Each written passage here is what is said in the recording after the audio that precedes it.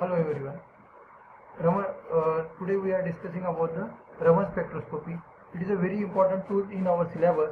It is a generally used when some molecule or the molecule containing the water, those generally not analyzed by the IR spectroscopy, they are analyzed by using the Raman spectroscopy. So Raman spectroscopy are generally uh, based upon the principle of the study of the scattering of the light. Sometimes when beam of radiation pass from your analyte, some amount of the light get reflected and some amount of the light get scattered. So based upon that, Dr. C.V. Raman are discovered this technique. In that, light scattered by the molecule is shifted in a frequency by the difference in the vibrational energy level. That is the Stokes line and anti-Stokes lines. So first one is what is Raman spectroscopy, or what is the basic principle of the Raman spectroscopy. In that, Raman spectroscopy is a non-destructive chemical analysis technique which provides the detailed information about the chemical structure, phase and polymorphy and crystallinity and molecular interaction. It is based upon the interaction of the light with the chemical bond within the material. Raman is a light scattering technique where the molecules scatter incident light from the high intensity laser light sources. Most of the scattered light is at the same wavelength or color at the laser source and does not provide the useful information. It is known as the relay scattering. However, the small amount of the light, typically 0.5 times 0.1%, is scattered at the different wavelength or color, which is depend upon the chemical structure of the analyte. It is known as the Raman scatter. So, comparatively difference between the relay and Raman scattering. In Raman scattering, when the incident electromagnetic radiation into the oscillating dipole is a molecule which is re-radiated at the same frequency. While in Raman scattering, when monochromatic light is scattered by the molecule and the scattered light has been weakly modulated and the characteristic frequency of the molecule, that is called as the Stokes line and anti-Stokes line.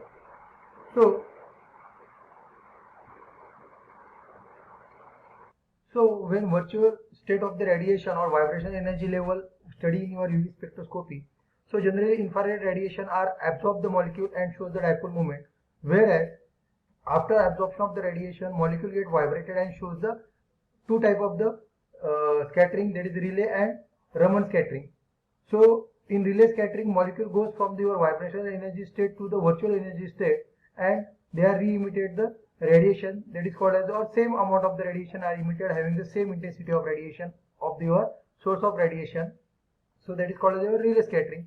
While in Raman scattering, some amount of the radiation are or some amount of the energy are absorbed by the molecule and goes toward the line from the your ground excited state or ground vibrational energy level to the your virtual energy level, and the emission of the radiation are less, or there are some less amount of the vibration as compared to your incident radiation, that is called as your Stokes Raman scattering. Whereas in vibrational energy level, molecule get excited from their first vibrational energy level toward the virtual energy level, and the emission of the radiation having the more amount of the energy that as compared to your incident radiation, that is called your anti-Stokes Raman scattering.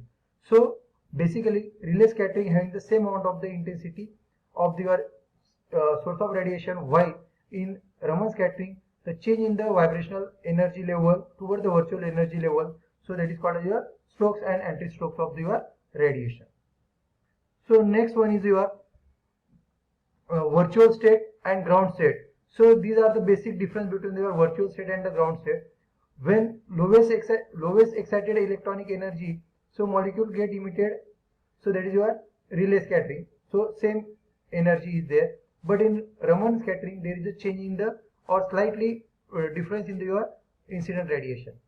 So these are the diagrammatic representation of your anti-Stokes and Stokes radiation, that is a Raman.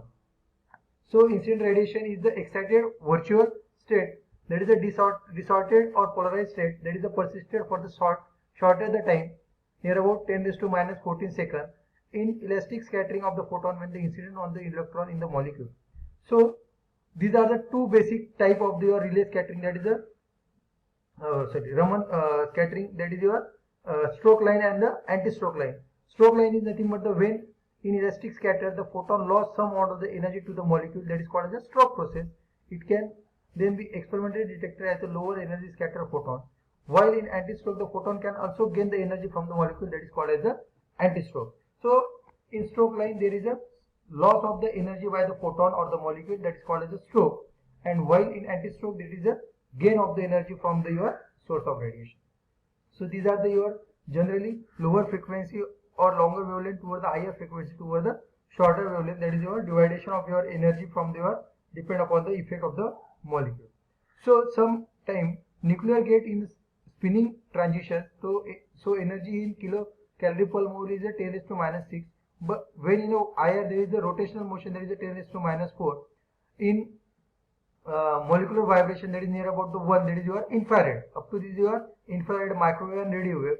In visible range there is a transition of your electron, that is the effect on your molecule. So next one is your polarizability. It is a deformability of the bond or the molecule is in response to the applied electric field. It is the most important selection rule for the Raman spectrum. Intensity of Raman peak depend upon the polarizability of the each molecule. In IR spectroscopy we are already discussed about the dipole moment. So IR spectroscopy is depend upon the dipole moment, while the Raman spectroscopy depend upon the polarizability of the molecule. So induced electric dipole moment in an electric field can distort the electron cloud in the molecule, therefore creating the induced electric dipole moment. While in oscillating electric field associated with the electromagnetic radiation will therefore create an oscillating induced electric dipole moment, which is turned into emit the scatter or the scattering of the electromagnetic radiation.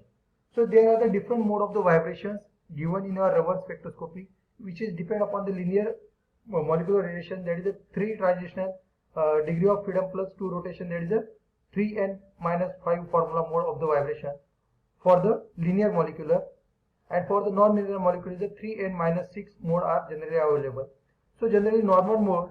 So normal mode is nothing but the stretching motion between the 2 bond atom, bending motion between the 3 atom connected by the 2 bond and out of the plane of the deformation mode. So these are the vibrational mode are generally occur in your Raman spectroscopy. There is a symmetric, asymmetric, wagging, twisting, scissoring and rocking. So which are the active vibrational mode in your Raman spectroscopy?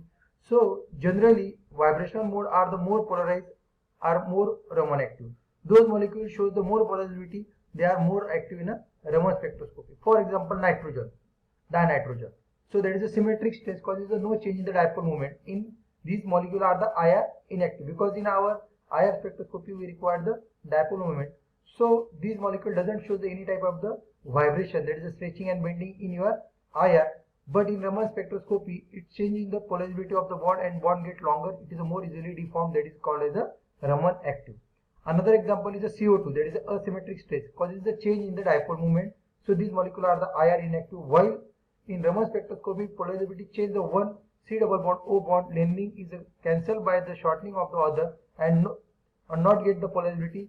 So these molecule also shows the Raman inactive. So CO2, that is a C double bond O, these molecules are the IR active, but in Raman spectroscopy they are the doesn't show the any type of the polarizability, so cancelling of the scattering of the radiation to each other, and these molecules are the Raman inactive. So that is all about your type of your scattering and introduction of the and principle of the Raman spectroscopy. Next important topic is your instrumentation of the Raman spectroscopy. So instrumentation, in that instrumentation, so generally source of radiation, selector, filter and detector. So these are your schematic representation of your Raman spectrometer. So first one is your monochromatic sources, generally that is called as a laser. Next one is your sampling system. So same as your focusing of your optics by using the filter and your slit and grating. Again there is a sample, then collection of the optics goes toward your detector, and next one is your focusing of the optics and goes toward your final analysis. So that is the basic instrumentation of your Raman spectroscopy. So first thing is the laser. So generally laser are used in your Raman spectroscopy are the generally wavelength range is 632 to 785, having the confocal microscope for the generally used for the your generation of the radiation, and this is your beam splitter. So these beam splitter are conversion of these radiation and the increase the intensity of radiation toward the sample cell. So these sample cell are the movable stage. So these sample cell are the movable phase. In that there is a dividing the three parameter. There is a above focal plane and below focal plane. So this pink line shows the your incident radiation incident onto the surface or the focal of the your molecule, that is a movable stage, and this dotted line goes toward the your focal pinhole toward the your detector, that is your spectrometer. So holographic filter are used, goes toward the meter, grating, mirror, and then CCT detector. So this is your schematic representation of your Raman spectrometer. So laser. So generally laser wavelength ranging for the ultraviolet through the visible to near IR range can be used in the laser. So ultraviolet generally 244, 257, 325 nanometer, 365, 64 nanometer visible, that is near about the 457 to 660 nanometer, and near infrared is about the 785 to 1064 nanometer. These are the general range of their laser. So type of the laser is the general gas laser, solid state laser, general semiconductor laser, dye laser, that is a tunnable, and near vapor laser, that is a DPV, and solid state tunnable laser are generally used. So some laser sources for the Raman spectroscopy is the laser that is a generally argon ion, krypton ion, helium ion, diodes. These are the generally source of lasers are generally used in in Raman spectrometer. Next is your solid state laser. It is a step by step we are discussing about the laser. So this is the example of your solid state laser. So generally mercury arc lamp or the diode laser array are the generally source of radiation.